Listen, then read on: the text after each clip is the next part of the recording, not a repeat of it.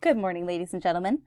This is part 2 of a series leading you through how to complete Chapter 6, the Career Interest Survey. Again, if you have not gone back and watched part 1 of this, please do that, as it will give you a little bit more clear instructions on how to get started. But basically, what I already have open here is my team's assignment. I have my tenure plan in this tab right here. I have BLS.gov, and I have California Career Zone. And both of these on BLS.gov, I've searched for the career that I said I wanted on my tenure plan, which was high school English teacher. So I've looked that up on the Occupational Outlook Handbook. I've also gone ahead and looked it up on California Career Zone just so we can get started a little bit easier.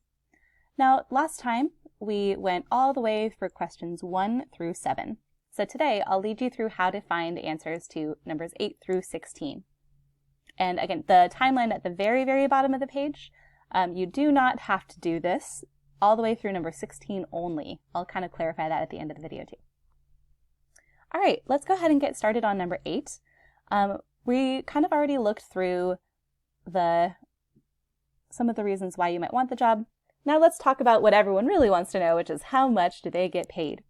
Okay, if I go on BLS, obviously I'm going to look for the tab that says Pay. And there are a couple things that they expect you to look at here. First of all, it's saying as a beginner in the field, and then average mid-career salary. All right, well, what does that mean? Well, BLS.gov says the median annual wage for high school teachers was $60,000-ish on May 2018. Okay, now the word median here, if you kind of look at your math terminology, median means middle. And so that would go under here where it says average mid-career salary. I'll put that $60,000 number. The lowest 10% earned less than $39,000 and the highest 10% earned more than $97,000. Okay, now if I'm looking at what I expect to earn as a beginner in the field, I'm going to look at this lower number because this tends to be people that are just starting out in the field. It doesn't necessarily mean that they're doing a worse job. It just means that there is a salary scale and there's like a little ladder of how much you get paid based on how long you work. So if you're just starting out, then this is the number that you're going to put as a beginner. All right, on number 9, it says, does this meet my salary requirements? Now, if you have done Chapter 4, you will have gone through and completed this activity that says, what salary will support this lifestyle? Now, I haven't done it on my tenure plan, but if you've also done it in the workbook, you can look at the number that you said you wanted. For me, it was about $90,000. That's not anywhere close to 60, so I'm going to put no. All right. Number 10, this is asking how many job openings when I am ready to go to work? How might societal, economic, and technological changes impact this career? Okay. We're going to actually ignore that last question. Let's just go for the kind of basic, how many job openings? If I go to this tab on BLS.gov, it'll have a tab that says Job Outlook.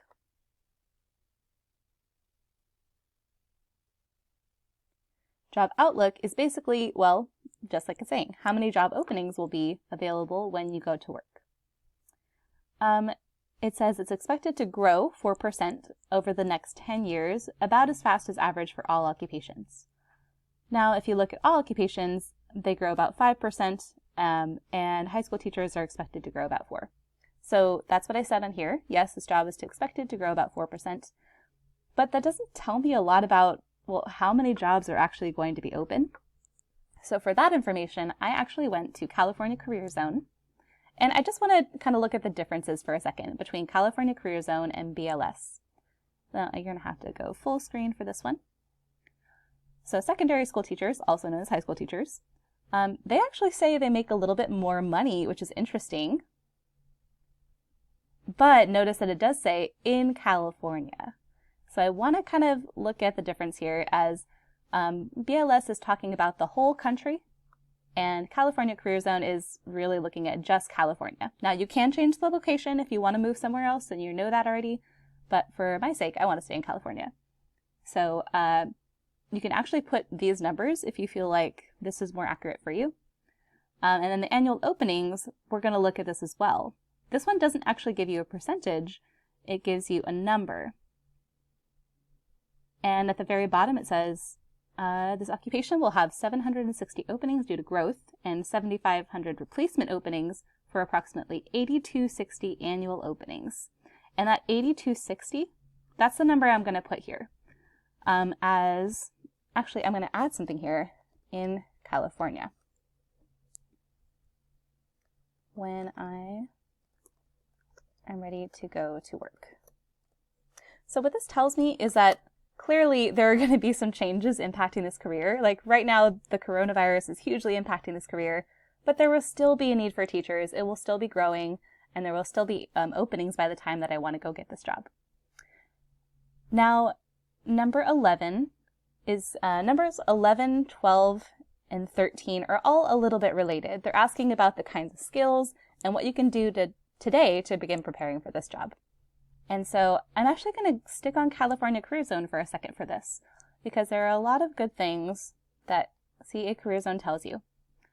I'm going to look at, it tells you about the job, what they do, and interests and work values. But if you go to the section that says things they need to know and things they need to be able to do, these are like the strengths and skills that you want to look at. So if you've noticed, I basically copied and pasted the things that they need to be able to do into the section that talks about aptitudes, strengths, and skills. So instructing, learning strategies, speaking, active listening, and coordination, those all came from California Career Zone. And if I want to, stick with one website instead of the other, I can also find this on bls.gov. It's just a little bit harder to find. You're going to have to go back to the tab that says how to become one, how to become a high school teacher. And towards the bottom of the page, you're going to see a section that says important qualities. And so I've also copied and pasted those, communication skills, patience, resourcefulness, into that section. So you can find it on both websites, but it's kind of important to look back and forth because not every website has complete, overarching information. You're going to want to look around just a little bit. Now the second half of this says, are they transferable to another career if I change my mind or if this job title becomes obsolete? And yeah, I think they really are. If you look at some of these skills, speaking, listening, coordination, communication, patience, those kind of skills are required for retail work. They're required for management. They're required even if you're working on a computer by yourself. Really, they all transfer to different jobs if I change my mind and I don't want to be a teacher anymore. A related question is, well, what can I do today to begin preparing for this job? First of all, you can enhance some of these skills. Like if you were not a very patient person, you can try to increase your patience. Or let's think about creative ways out of the box. You can tutor your friends. You can tutor your younger siblings. You can increase your knowledge. You can get a high GPA so that you can get into a good bachelor's program. And I found some of these, the psychology, English, and math. I looked back on California Career Zone, and I thought about the things that you need to know to be a teacher. And when I thought about that, well, things that I can do to begin preparing or maybe increasing my knowledge of some of these different skills. Now, a related question, 12 and 13 are pretty closely related. What classes must I take in high school to qualify for this job? This one's a little bit less cut and dry because neither of these websites tells you exactly you have to take classes X, Y, and Z because it really varies from school to school. But if you remember from bls.gov from yesterday, you do need a bachelor's degree at least and a college teacher's education program. So you have to at least have all your A through G requirements done so that you can get into a good bachelor's program. And then, of course, it looks good at colleges if you've taken extra classes in the subjects that you want to teach. So let's say you want to be an English teacher. Maybe you can take a creative writing class, or you can join a journalism class. You can join Mr. Ortiz's Get Lit Poetry Club, little plug further, and anything else. If you want to be a math teacher, you can join the engineering club. Or if you wanted to be a biologist or a biology teacher, you can join Pause Club. You can join anything that deals with the subject that you want to teach. Going down to number 14 now. Where in this town or state could I find a job in this field? All right, this one's a little bit weird to try to search for, so try to pay close attention. I went for this one I stayed on BLS.gov and go to the section where it says State and Area Data.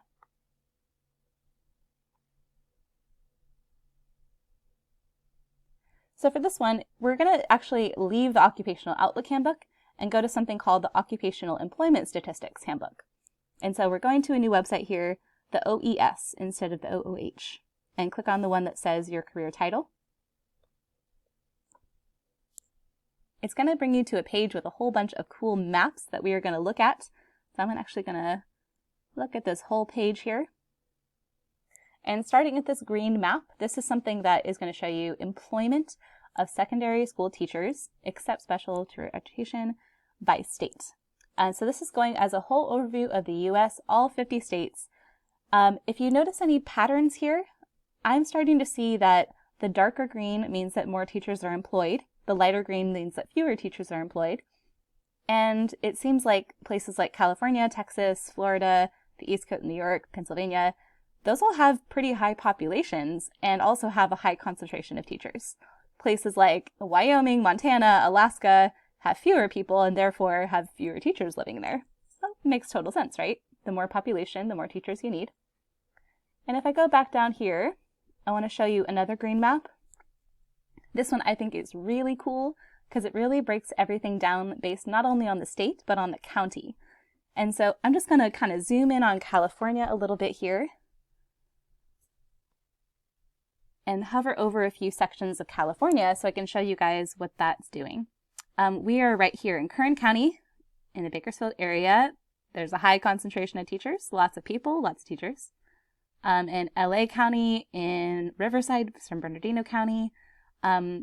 Let's look at the Bay Area, Sacramento area, Fresno area, lots of need for teachers. Whereas in the Sierras or in the desert, clearly there's not really a need for teachers. And so you can see in the areas of the highest population, that's where you see the most teachers. And so if I were going to say something like this on my 10-year plan, I can really just say I can basically find a job in any state or town. Like there's green all over the map here. But I will have more options if I live and work somewhere with a higher population since they need more teachers. So a long roundabout way of saying I can find a job anywhere. TLDR. All right. If you wanted to know where to find that again, just know that you go to bls.gov/OES and it'll bring up a whole page of all these maps. All right, number 15 and 16 are a little bit harder to find online, so I'm just going to walk you through how I looked through and answer these myself. It says, how does this career mesh with my family plans? Is it consistent with my desired lifestyle? So you can look back at what you said for mixing career and family, and you can look at your checklist and see if any of these things kind of relate to the lifestyle that you want. And does it offer opportunities for flexible hours of part-time work? Yes. If you work in an online school, actually you get to kind of choose your own hours and it's pretty flexible. Is the income high enough so I can maintain my family on it alone if necessary? It's kind of unclear. So if I'm living by myself, if I don't plan on having kids, yeah, totally, it gives me enough money to live my life alone. If I decided to start a family, then no, it's not going to let me pay for very expensive daycare. I'd probably need to live with a spouse if I wanted any desired income, and a spouse that actually worked and made money as well. So that one's really up to you. It's really difficult to find research about this. If you want to talk about freelance work or things like that, again, it's quite hard to find online. You might just think to yourself or actually go back and look at work environment in bls.gov and notice that you can't really find a job in a school that's not in a local or private school. If you're a private or public school teacher, you can't just go and be self-employed. You have to work under a boss. You can be a private tutor, but that's not technically being an English teacher. So the answer is kind of rough, no. And that's basically the end of this survey. I'm not going to make you go back and do that timeline. As long as you have up to number 16, then you are set and good to go. And if you have any other questions about this or how to navigate these websites like bls.gov, feel free to give me a ring. And I hope you have a great time researching your 3 different careers. Have a great day.